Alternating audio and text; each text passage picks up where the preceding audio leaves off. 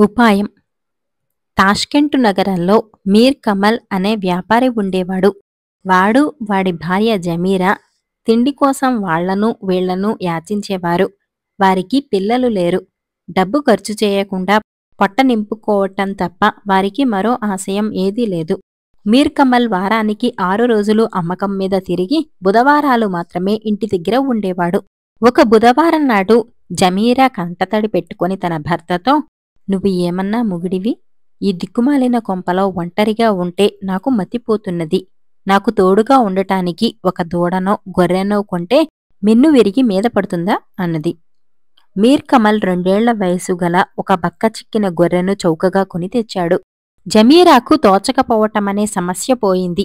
ఆ గొర్రె అస్తమానము అరుస్తూ, అరవకపోతే దగ్గుతూ ఆ చుట్టుపక్కల మేయటానికి ఉన్నదంతా మేసేసింది. మళ్లీ బుధవారం నాడు మొగుడు ఇంటికి రాగానే జమీరా కంటతడి పెట్టుకుని, "నా ప్రాణం మీదకి ఈ గొర్రెను ఎందుకు తెచ్చావు? నేను 4 కాలాల పాటు బతకాలని నీకు లేదల్లే ఉంది. దీన్ని పంపేస్తావా లేక నన్ను పుట్టింటికి వెళ్ళిపోమన్నావా?" అని అడిగింది. "నువ్వు తొందరపడి వెళ్ళిపోకు. ఈ గొర్రె సంగతి నే చూస్తాను" అన్నాడు మీర్ కమల్ తన భార్యతో. ఆ రోజే అతను తన తల్లి సమాధికి దన్నం పెట్టుకు రావటానికి గోరీలుండే చోటికి వెళ్లాడు. అక్కడ పచ్చిక ఏపుగా పెరిగి నవనవలాడుతున్నది. తన గొర్రెకు ఇంతకన్నా మంచి విందు ఉండదనుకున్నాడు మీర్ కమల్. అతను గబగబా తన ఇంటికి వెళ్లి తన గొర్రెతో సహా గోరీల సంరక్షకుడి వద్దకు వెళ్లి అతనితో, "అన్నా, పెద్దవాడినైపోయాను. నాకు పిల్లా జల్లా లేరు. అల్లా పిలిచినప్పుడు నన్ను నువ్వే పాతిపెట్టాలి. అందుకు గాను నీకు డబ్బు ఇచ్చుకోవటానికి నా వారసులెవరూ లేరు. కనుక ఇప్పుడే ఈ గొర్రెను నీకు ఇచ్చుకుంటున్నాను" అన్నాడు. అందుకు గోరీల సంరక్షకుడు అభ్యంతరం చెప్పలేదు. 2 నెలలు గడిచాయి. ఒకనాడు మీర్ కమల్ గోరీల వద్దకు వచ్చి తన గొర్రెను చూసి గుర్తించలేకపోయాడు. అది తెగబలసి కొవ్వు పట్టి ఉన్నది. దీని బరువు 2 మణుగులకు పైనే ఉంటుంది. ఇంతలావు గొర్రెను దానం చేయటం కన్నా బుద్ధి తక్కువ ఉండదు. దీన్ని పట్టుకుపోవలసిందే అనుకున్నాడు మీర్ కమల్. వాడు తిన్నగా గోరీల సంరక్షకుడి ఇంటికి వెళ్లి తలుపు తట్టి సలాం కొట్టి, "చీచి, నా బతుకు చెట్టుబండలైంది. ఒక గ్రామంలో కుర్రాడికి తడపరా వస్తే అరచెంచాడు రసకర్పూరం ఇచ్చాను. వాడు కాస్తా చచ్చాడు. నన్ను తాష్కెంటు నగరం విడిచి పొమ్మంటున్నారు. నువ్వు తట్టాబుట్టా సర్దుకొని ప్రయాణంకా" అన్నాడు. "నేనెక్కడికి?" అని ఆశ్చర్యంగా అడిగాడు గోరీల సంరక్షకుడు. "ఎక్కడికి ఏంటి? నాతో పాటు ప్రవాసానికి. నేను చస్తే పూడ్చిపెట్టటానికి ఒప్పుకున్నావు కదా, అందుకుగాను నీకు గొర్రెను ఇచ్చాను కదా. నేను ఎక్కడ చేస్తే అక్కడ నువ్వు ఉండి నన్ను పూడ్చవద్దా మరి?" అన్నాడు మీర్ కమల్. "ఛ, నువ్వు నీ ఇష్టం వచ్చిన చోట చావు. నువ్వు నీ గొర్రె కలిసి ఏట్లో దూకండి" అన్నాడు గోరీల సంరక్షకుడు. మీర్ కమల్ తన గొర్రెను తీసుకుని ఆడుతూ పాడుతూ ఇంటికి వెళ్ళిపోయాడు. తెలివైన ముసలాడు. గ్రీసు దేశంలో ఒక ముసలాడు, వాడి భార్య ఉండేవారు. ఒకనాడు ముసలివాడు తన భార్యతో, "ఏమే, డబ్బు అవసరంగా కావాలి. నువ్వు సంతకు పోయి మన ఆవును అమ్మిరా. నేను పోదునుగాని నా కాలు బెణికింది" అన్నాడు. ముసలావిడ ఆవును తోలుకొని సంతకు బయలుదేరింది. ఆమె కొంత దూరం వెళ్లేసరికి 3 దొంగలు దూరం నుంచి ముసలావిడ ఆవును అమ్మబోతున్నదని గ్రహించి దాన్ని చవకగా కొనేయటానికి ఒక ఉపాయం ఆలోచించారు. ఒక దొంగ ముసలావిడను కలుసుకుని, "మేకను అమ్మటానికి తీసుకుపోతున్నావా? ఎంతకు అమ్ముతావేమిటి?" అని అడిగాడు. "నీకు కళ్ళు లేవట్రా? ఆవు కనిపిస్తుంటే మేకంటావేంటి?" అని ముసలావిడ కోప్పడింది. దొంగవాడు విచారంగా తల ఆడించి, "బామ్మా, నువ్వేమన్నా కలగంటున్నావా ఏంటి? అది మేక. 30 మాడళ్లకు ఆ మేకను నాకు అమ్మి" అన్నాడు. ముసలావిడ వాణ్ణి తన చేతికర్రతో ఒక పోటు పొడిచి ముందుకు సాగింది. ఆమె కొంత దూరం వెళ్లేసరికి రెండో దొంగ తారసపడి, "అమ్మమ్మా, ఎక్కడిదాకా ప్రయాణం?" అన్నాడు. "సంతకు నాయనా, దీన్ని అమ్మమని మా ముసలాయన అన్నాడు" అన్నది ముసలావిడ. "25 మాడళ్లకు నేనే కొంటాను, నాకమ్మి" అన్నాడు వాడు. "నీకు మతిపోయిందట్రా? నిక్షేపమంటి ఆవును మేక ఖరీదుకు అమ్మమంటావా?" అన్నది ముసలావిడ. రెండో దొంగవాడు ఆశ్చర్యం నటిస్తూ, "పెద్దదానివయ్యావు, చత్వారం వచ్చేసింది. అందుకే మేకను చూసి ఆవు అనుకుంటున్నావు" అన్నాడు. "అయితే అయిందిలే" అంటూ ముసలావిడ ముందుకు సాగింది. కాని ఆమె మనసు ఆరాటపడుతున్నది. తాను ఆవును తీసుకుని బయలుదేరింది కదా, అందరూ దాన్ని చూసి మేక అని ఎందుకంటున్నారు? ఇలా ఆలోచిస్తూ ఆమె మరికొంత దూరం వెళ్లేసరికి మూడో దొంగవాడు ఎదురుపడి, అత్తా, మేకను అమ్మబోతున్నావా ఏం? 20 మాడలకు నేనే కొంటాను అన్నాడు. అయితే ఇది మేకేనన్నమాట. ఇదేదో గారడీలాగా ఉన్నది. నేను బయలుదేరినది ఆవును తీసుకుని అన్నది ముసలావిడ. అత్తా, నీకు పైత్యం వికారంలాగుంది.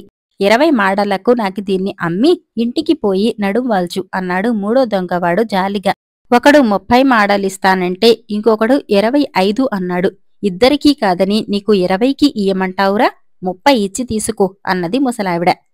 న్యాయంగా ఈ మేక 30 మాడలు చెయ్యదత్తా. పోనీ పెద్దదానివి, శ్రమపడిపోతావు, 30 తీసుకో అన్నాడు మూడో దొంగవాడు. ముసలావిడ తన ఆవును మేక ఖరీదుకు అమ్మి ఇంటికి తిరిగి వచ్చి జరిగినదంతా తన మొగుడికి చెప్పింది.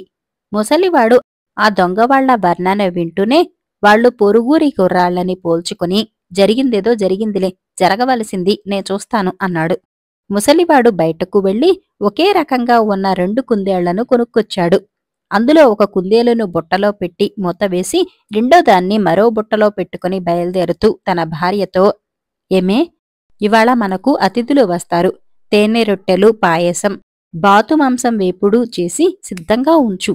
నేను ఇంటికి వచ్చి వంట ఏం చేశావని అడుగుతాను.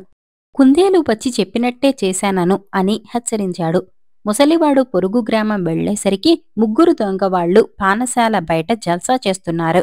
వాళ్లు ముసలాణ్ణి చూసి, ఏం ముసలాడా, నీ పెళ్ళానికి ఆవు ఏదో మేక ఏదో కూడా తెలీదే అని వేళాకొళం ఆరంభించారు.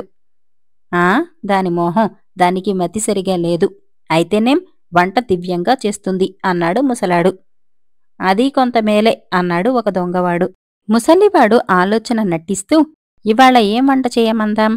పాయసం తినాలనుంది, బాతువేపుడు కూడా, పోతే తేనె రొట్టెలు కూడా తింటాం అని బుట్టలో నుంచి కుందేలును పైకి తీసి, వసే, నువ్వు వెంటనే ఇంటికి పోయి పాయసము, బాతువేపుడు, తేనె రొట్టెలు చేయమని అమ్మతో చెప్పు అంటూ వదిలేశాడు. అది చెంగు చెంగున ఎగురుతూ క్షణంలో ఎటో మాయమైంది. చిత్రంగా ఉందే, ఆ కుందేలు నిజంగా ఇంటికి పోయి నువ్వు చెప్పినదంతా ముసలావిడకు చెబుతుందా అన్నారు దొంగలు. ఎందుకు చెప్పదు? ఇంతప్పటినుంచి దాన్ని పెంచాను. నా మాట నమ్మకపోతే మా ఇంటికి వచ్చి మీరు కూడా భోజనం చేయండి అన్నాడు ముసలాడు. 3 ముసలివాడి వెంట వాడి ఇంటికి వచ్చారు.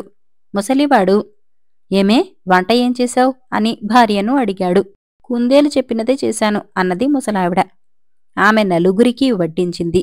ముసలాడు కుందేలుకు చెప్పిన ప్రకారమే వంట సిద్ధం కావటం చూసి దొంగలు మోసపోయి తమలో తాము గుసగుసలాడుకుని ఆ కుందేలును అమ్మమన్నారు.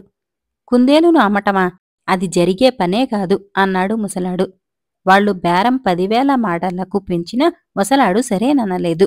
వాళ్ళు అంతగా కావాలనుకుంటే అమ్మరాదు, డబ్బు కావాలని అంటుంటీవీ కదా అన్నది ముసలావిడ. మన ఆవు మారినట్టు కుందేలు కూడా మారిపోతుందేమో అన్నాడు ముసలివాడు తన భార్యతో. దొంగలు 3 ఒకరికొకరు కన్ను మలిపి, అలాంటి భయం వద్దులే ముసలాయనా అన్నారు. ముసలివాడు 10,000 మాడలు పుచ్చుకొని బుట్టతో పాటు తన రెండో కుందేలును వాళ్లకు అమ్మేశాడు. వాళ్లు తమ గ్రామానికి తిరిగి వెళుతూ, దీన్ని మన ఇళ్లకు ముందుగా పంపి మనకు ఏమేం వంటలు కావాలో మన పెళ్లాలకు తెలియచేద్దాం అనుకుని ఒక్కొక్కడు కుందేలుకు విడివిడిగా తమ అవసరాలు తెలిపి కుందేలును వదిలేశారు. అది శరవేగంతో ఏటో వెళ్లిపోయింది. తర్వాత 3 తమ తమ ఇళ్లకు వెళ్లి కుందేలు రాలేదని, ముసలివాడు తమను మోసం చేశాడని తెలుసుకున్నారు. వాళ్లు 3 కలిసి ముసలివాడి ఇంటికి వచ్చి వాణ్ణి తిట్టనారంభించారు. ముసలివాడు ఓర్పుగా వాళ్ల తిట్లన్నీ విని, కుందేలును పంపే ముందు దాన్ని ఒళ్లంతా నిమిరారా అని అడిగాడు. లేదని వాళ్లు ఒప్పుకున్నారు. ఇంకేం, అది పిడికెడు గాలిగా మారి ఉంటుంది అన్నాడు ముసలాడు. కుందేలు గాలిలో కలిసిపోవటమేమిటి? పిచ్చిగా మాట్లాడకు అన్నారు దొంగలు 3. ఇంత పెద్ద ఆవు చిన్న మేకగా మారగాలేనిది కుందేలు గాలిలో కలవటం విడ్డూరమా అని ముసలివాడు అడిగాడు. ముసలివాడు తమ మీద పగ తీర్చుకున్నాడని దొంగలు గ్రహించి వెళ్ళిపోయారు.